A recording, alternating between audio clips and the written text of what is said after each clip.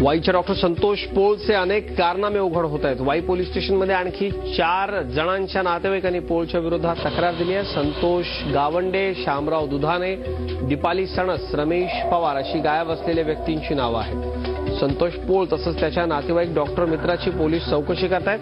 6 जणांना चौकशी करता ताब्यात घेण्यात आलं। या हत्यांमागे किडनी रॅकेट असल्याचाही संशय आहे। शिवसेनेचे नेते आणि राज्यमंत्री अर्जुन खोतकर यांच्यावरती खून आणि भ्रष्टाचाराच्या नेत्या प्रीती मेमन यांनी केले। खोतकरांनी जालना कृषी उत्पन्न बाजार समितीतले तब्बल 240 गाळे बळकावले असून तब्बल 500 कोटींचा भ्रष्टाचार केल्याचं मेनन म्हणाले। जालन्यात खोतकरांच्या विरोधात बोलणाऱ्यांची हत्या करण्यात येत असल्याचाही घणाघाती आरोप त्यांनी केलाय। खोतकर यांनी हे आरोप फेटाळून लावले। राज्याचे सहकार मंत्री सुभाष देशमुख यांच्या लोकमंगल अॅग्रो ग्रुपवर नियमबाह्य गुंतवणूक जमवल्याचा ठपका सेबीने ठेवला। त्यांच्या कंपनीवरती शेअर बाजारात व्यवहार करण्यावर बंदी घालण्यात आली। आमच्याकडून अनियमितता झाली, मात्र फसवणूक नाही।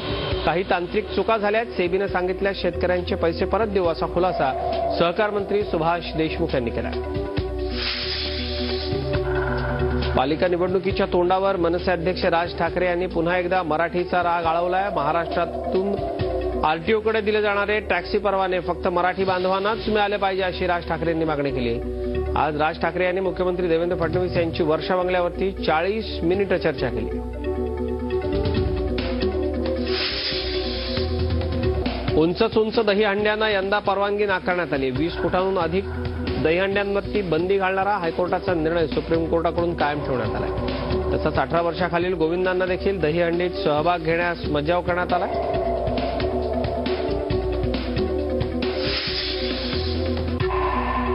कुठल्याही परिस्थितीमध्ये गणपती किंवा इतर उत्सव मंडळांना फुटपाथवरती मंडप उभारण्यास परवानगी देऊ नये असे स्पष्ट निर्देश मुंबई उच्च न्यायालयाने दिलेत। याशिवाय उत्सव काळात ध्वनी प्रदूषण विरोधी कायदा आणि नियम यांचं कठोर पालन होईल याची खात्री प्रशासनानं करावी असे देखील आदेश न्यायालयाने दिलेत। नाशिकमधल्या बालनिरीक्षण गृहात मुलाच्या खुनाचा बदला घेण्याकरता वडिलांनी आरोपी गुन्हेगारावरती गोळी झाडल्याची धक्कादायक घटना घडली आहे। प्रलीन बाविस्कर असं हल्लेखोर बापाचं नाव आहे।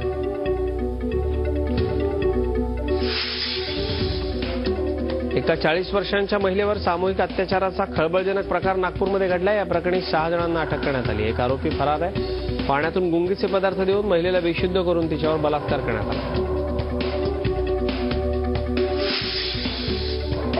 जेवणात फोडणीला वापरलं जाणारं लसूण आता सर्वसामान्यांच्या खिशाला महागाईचा तडका लावतोय। किरकोळ बाजारात लसूण 200 रुपये किलोच्या घरात आहे। घाऊक बाजारामध्ये 120 ते 140 रुपये असा लसणाचा दर आहे।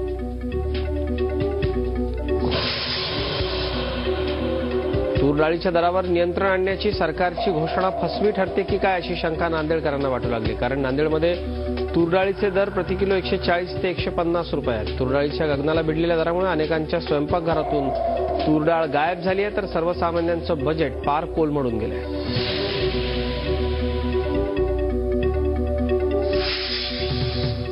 गेल्या 40 दिवसांमध्ये काश्मीर खोऱ्यातल्या स्थितीत थोडाही बदल झालेला नाही। काल बडगाम आणि अनंतनागमध्ये पुन्हा हिंसाचार उफाळून आल्यानंतर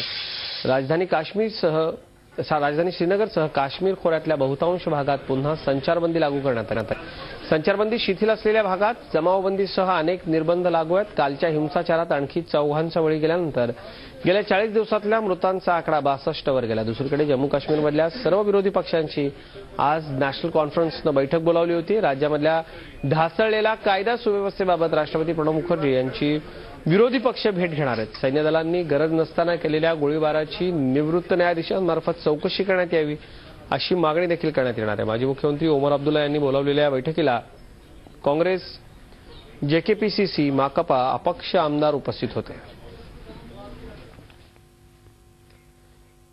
जम्मू काश्मीरच्या बारामुल्ला जिल्ह्यात ख्वाबाग इथे काल रात्री 2:30च्या सुमाराला दहशतवाद्यांनी लष्कराच्या गस्ती पथकावरती हल्ला केला। हल्ल्यात 2 जवान शहीद झाले, तर जम्मू काश्मीर पोलिसांचा एक कर्मचारी मारला गेला। हल्ला करून दहशतवाद्यांची टोळी पसार झाली। लष्कराने या दहशतवाद्यांचा शोध घेण्याकरता मोठी शोधमोहीम उघडली आहे। झी 24 तास रहा एक पाऊल पुढे।